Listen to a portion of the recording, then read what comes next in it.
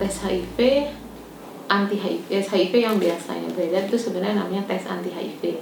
Anti HIV adalah zat antibodi yang terbentuk ketika orang sudah kemasukan virus HIV.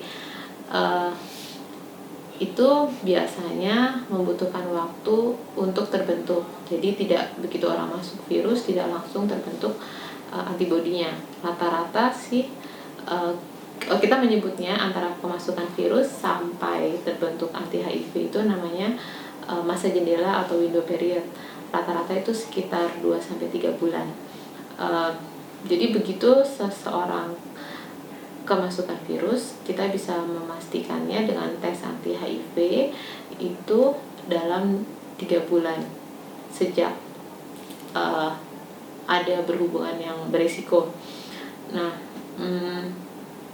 untuk menyatakan positif biasanya tidak bisa hanya dengan satu tes.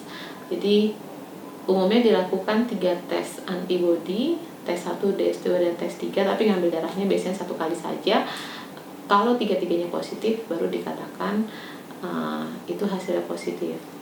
Tapi kalau misalnya hasilnya negatif ya berarti saat itu negatif. Tapi kalau misalnya masih belum melewati masa jendela, biasanya kita harus melakukan pengulangan tes anti HIV.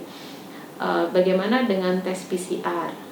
Saat ini memang tersedia tes PCR atau orang umum menyebutnya tes viral load. Itu bisa mendeteksi lebih cepat dibandingkan dengan tes anti HIV, tapi tidak 100%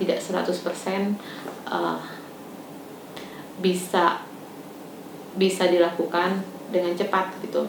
Karena saat ini misalnya kita melakukan tes paling cepat itu pada 2-3 minggu sejak kemungkinan kemasukan virus HIV, tapi biasanya hasilnya keluarnya juga 2 minggu kemudian.